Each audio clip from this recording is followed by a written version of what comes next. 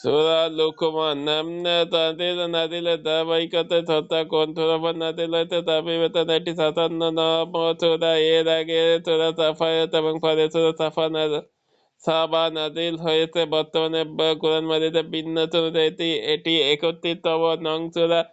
এর আগে সূরা রুম ও পরে সূরা সাজ্জা নবুয়তের ষষ্ঠ থেকে অষ্টমে বছর নাযিল হয়েছে। আয়াত 34। সূরা 31 মাক্কি।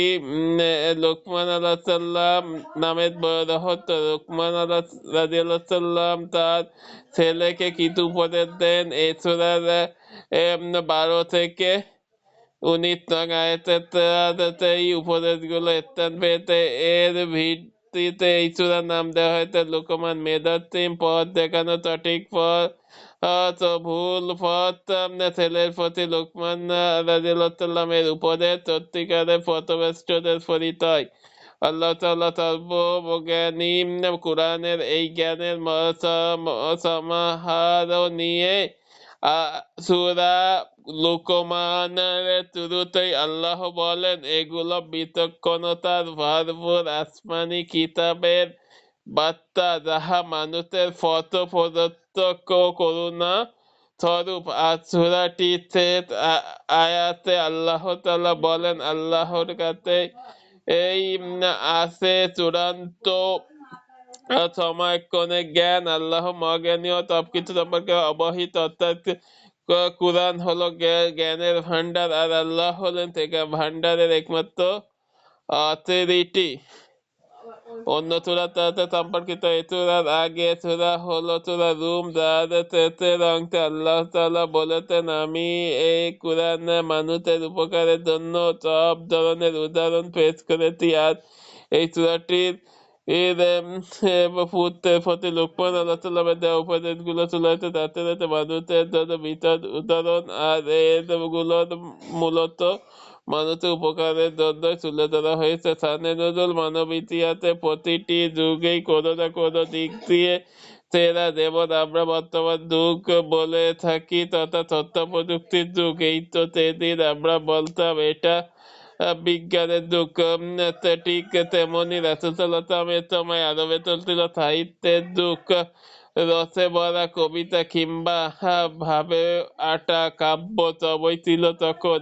এখনকার সময় সাহিত্যে কন্টেন্ট এ রবীন্দ্র নজরুলের উপমার উদাহরণ দেওয়া হয়। আর তখন সময় আরবের দেওয়া হতো অত্যন্ত জ্ঞানী ব্যক্তি লুকমানের উপমা ও উদাহরণ। সেটি এমন এক সময় যখন কাফিররা আল্লাহর রাসূলকে বারবার ফিরিয়ে দিচ্ছে, কোনোভাবেই তারা এক আল্লাহর দিকে ফিরে আসবে না, বরং পড়ে থাকবে নির্জীব কিছু মূর্তি নিয়ে চিরক তাদের দ্বন্দ্বে দ্বন্দ্বে ছড়ানো। এমন পরিস্থিতিতে আল্লাহ নাযিল করলেন সূরা লুকমান, টেনে আনলেন তাদের পরিস্থিতি। লোকমান হাকিমের প্রসঙ্গ তাদের সামনে তুলে ধরলেন। লোকমান হাকিম কিছু বক্তব্য ও তিনি তার পুত্রকে কিছু উপদেশ দিয়েছেন, সেই উপদেশগুলো আল্লাহ সযত্নে বর্তিয়ে দিলেন এই সূরায়। আর মক্কার মুশরিকদের বোঝাতে চাইলেন, তোমরা তোমাদের কাব্য কথায় যার উক্তি তুলে আনো, দেখো তার নিজের কথা কি ছিল। সে নিজে কোন আকীদার বিশ্বাস লালন করত ও কোন নৈতিকতা শিক্ষা দিত, তাহলে তো তোমাদের চোখ খুলে যাবে। ফলে বাপ-দাদাতে অন্ধ অনুসরণ থেকে আল্লাহর ইবাদত করতে পারবে। দেখবেন কোরআনের গভীর জ্ঞান। কোরআনকে অবজ্ঞার ফল আল্লাহর নিয়ামত ও ক্ষমতা। সূরার শুরুতেই কোরআনের বৈশিষ্ট্য আল্লাহ তুলে ধরেছেন। কোরআন এমন এক কিতাব যা গভীর জ্ঞানে ভরপুর, মানুষকে সঠিক পথ দেখালেন। কোরআনের কোনো বিকল্প নেই। অবাধ্য ওরা কোরআনকে মেনে নিতে চায় না, কোরআনের পরিবর্তে বরং নিজেদের গোষ্ঠী বা জাতির নীতি অনুসরণ করতে চায়। এর ফলে তাদের নিয়ে যাওয়া হবে কঠিন শাস্তির দিকে। এম, আল্লাহ নিয়ামত ও ক্ষমতা আল্লাহর মানুষের উপর অশুদ্ধ নিয়ামত জেলে দিয়েছেন, আবার তার ক্ষমতা ও অসীম। এই ঘটনাগুলো মানুষকে সূরার এই অংশে মনে করিয়ে দেওয়া হয়েছে ফজিলত কোরআনের এসব সূরা 100 কলবার 100 আয়াতের কম এসব সূরাকে বলা হয় মাসানি। ইনজিলের পরিবর্তে আল্লাহ তাআলা মাসানি সূরাগুলো নবীজিকে উপহার দিয়েছেন। এরকম সূরা হলো সূরা লুকমান। কজ অফ ইফেক্ট, মিউজিক বা সাময়িক বিনোদনের কৌতুক কথার ব্যাপারে মানুষকে সাবধান হতে হবে, কারণ এগুলো ইমানের পথ থেকে মানুষকে দূরে নিয়ে যায় ও তাদের চিন্তা শক্তিকে নষ্ট করে ফেলে।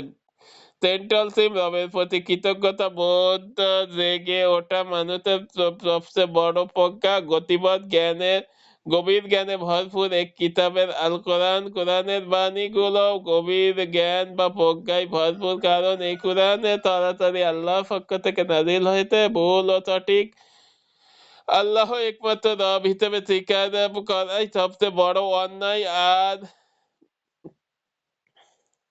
আল্লাহকে একমাত্র রব হিসেবে অস্বীকার করাই সবচেয়ে বড় অন্যায়, আর আল্লাহর উপর সন্তুষ্টি হয়ে তাকে একমাত্র রব হিসেবে মেনে নেওয়াই সঠিক কাজ। আল্লাহ প্রজ্ঞাবান বান্দা লুকমান রাদিয়াল্লাহু সাল্লামকে আল্লাহ তাআলা গভীর জ্ঞান দান করেছিলেন। সেই জ্ঞানের ভিত্তিতে তিনি তার ছেলেকে কিছু উপদেশ দেন। সেই উপদেশগুলো আজও অনুসরণীয়। তার ভবিষ্যতের জ্ঞান একমাত্র আল্লাহর হাতে।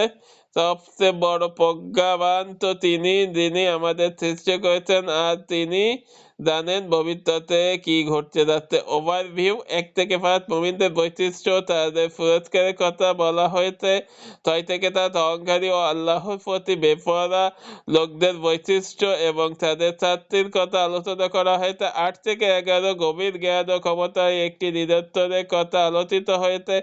12 থেকে 19 নিয়ামতকে ব্যাখ্যা করা হয়েছে, আর এই নিয়ামতের জন্য আল্লাহর শুকরিয়া আদায় করা আহ্বান। 20 থেকে 21 প্রাচুর্যে ডুবে থেকেও মানুষের আল্লাহর ব্যাপারে তর্ক করে। 22 থেকে 26 গোটা দুনিয়ার মানুষের দুটি পথে চলছে, ইমানের পথ ও কুফরের পথ। 27 থেকে 28 আল্লাহর কথা চিরস্থায়ী, অনন্ত কাল ধরে তার কথা বলা লিখে চললেও সেগুলো কবু ফুরোয় না। 29 থেকে 32 মানুষের উপকারের জন্য পুরো মহাবিশ্বকে আল্লাহর অনুগ্রহ করে রেখেছেন, তেমনি মানুষের উচিত একমাত্র আল্লাহ অনুগত্য করা। 33 থেকে 34 কিয়ামত ও দুনিয়া জীবনে ধোঁকা সম্পর্কে আলোচনায় উঠে এসেছে। কেস স্টাডি, এটা আমাদের আল্লাহ কখন ধ্বংস করে দেন বলতে পারবেন? গোটা সমাজটা যখন পাপে ছায়াবে হয়ে যায়, তা সমষ্টিভাবে পুরো সমাজের মানুষ যখন আল্লাহর অবাধ্য হয়, ঠিক তখনই ঘটে এমন ঘটনা। তো কিভাবে পুরো সমাজ গুনাহের আধারে ছেড়ে যায়? সেখানে কি কোনো ভালো মানুষ থাকে না? হ্যাঁ, ভালো মানুষ থাকে, কিন্তু এই ভালো মানুষটা থাকে দিন দিন ইবাদতে মশগুল, দিন ভর রোজা রাখে, রাত ভর আল্লাহর সামনে সাজদায় পড়ে থাকে, কিন্তু সমাজে এদিকে গোল্লাই যাচ্ছে। এ ব্যাপারে তারা উদাসীন। সমাজ থেকে অন্যায় অবিচার দূর করতে তারা কোনো ধরনের পদক্ষেপ হাতে নেয় না। আর সমাজ থেকে যখন ভালো কাজের আদেশ ও মন্দ কাজের নির্দেশ উঠে যায়, তখনই আল্লাহ সমাজটাকে ধ্বংস করে দেন। তাতে সেই এলাকার বড় বড় সাধুওয়ালা বান্দা থাকুক না কেন, তাই ভালো কাজের আদেশ ও সেই এলাকার যত বড় সাধুওয়ালা থাকুক না কেন, তাই ভালো কাজের আদেশ ও মন্দ কাজের বাধা দিতে হবে। এই কাজটি করতে গিয়ে বাধার সম্মুখীন হলে ধৈর্য ধারণ করতে হবে, এতে আল্লাহ সাহায্য মিলবে। মুসলিম 49, তিরমিজি 7168, আবু দাউদ 4338, ইবনে মাজাহ 4005। রিফ্লেকশন, বর্তমানে বিনোদনের কত পন্থা আর কোনো ইয়াত্ত নেই। ফেসবুকিং, শর্টস, রিলস আমার আজকাল বিনোদনের উৎস। অথচ এগুলো মানুষের শুধু সময় নষ্ট করে না, বরং দিন থেকেও দূরে সরিয়ে রাখে। আর এগুলোতে আছে অশ্লীলতা সরাসরি। এ ধরনের জঘন্য মানুষ রাসূল সাল্লাল্লাহু আলাইহি সাল্লামের যুগেও ছিল। পয়সা খরচ করে তারা গান বাজনা আর গায়িকা কিনে আনতো। তাদের এর উদ্দেশ্য ছিল এসবের মাধ্যমে মানুষকে আল্লাহর পথ থেকে সরিয়ে দেওয়া, আল্লাহর বিধান নিয়ে হাসি তামাশা করা। তাদের ব্যাপারে সূরা 6 নং আয়াতে নাজিল করা হয়। এই আয়াতটি এর সাথে বর্তমানে সোশ্যাল মিডিয়ার অবস্থাকে মেলানে খুব একটা পার্থক্য পাওয়া যাবে না। এই রসালো বিনোদনের পরিণাম কিন্তু খুবই ভয়াবহ। আল্লাহ তাদেরকে অপমানজনক শাস্তি দেওয়ার ঘটনা দিয়েছেন। সুতরাং তা থেকে বাঁচতে চাইলে আমাদের অবাধ্য বিনোদনের মুখে লাগাম পড়াতে হবে, পবিত্র ও নির্মল জীবনযাপন করতে হবে আল্লাহর বিধান মেনে। বুখারী 9:61, মুসলিম 35। স্মরণ করো যখন লোকমান তার ছেলেকে উপদেশ দিয়ে এতে গিয়ে বলেছিলেন, ছেলে আমার, তুমি আল্লাহ তাকে শিরক করো না, নিঃসন্দেহে শিরক একমাত্র মহা অন্যায়। এ সূরা 13 নং আয়াতে বাবাদের জন্য এই আয়াত থেকে তাকাব্বুর করার এবং শেখার বেশ গুরুত্বপূর্ণ একটি বিষয় হাতে লোকমান রাদিয়াল্লাহু তাআলা তার ছেলেকে আন্তরিকভাবে উপদেশ দিয়েছেন। সেইগুলো আল্লাহ তাআলার এত পছন্দ করেছেন যে প্রায় 3000 বছর আগের উপদেশ মালা হুবহু কোরআনে তুলে ধরেছেন। বর্তমান সবাই সেগুলো এখনো সমানভাবে প্রাসঙ্গিক। সুতরাং প্রত্যেক বাবার উচিত লোকমান রাদিয়াল্লাহু যেভাবে তার ছেলেকে সুন্দর শব্দে ডেকেছেন সেভাবে ডাকা এবং তাদের প্রতি স্নেহ ভালোবাসা বহিঃপ্রকাশ ঘটানো, এভাবে ছোটবেলা থেকে সন্তানকে উপদেশ দিয়ে দিন মেনে চলার অনুপ্রেরণা যোগাতে হবে। তবে তো বড় হয়ে তারা যেন সুসন্তান হবে সুসন্তান, অন্যথায় আল্লাহর হক যেমন নষ্ট করবে, বাবা মাকেও কষ্ট দেবে। তাই সন্তানকে উপদেশ দেওয়ার বিষয়টা ছোট করে দেখার সুযোগ নেই।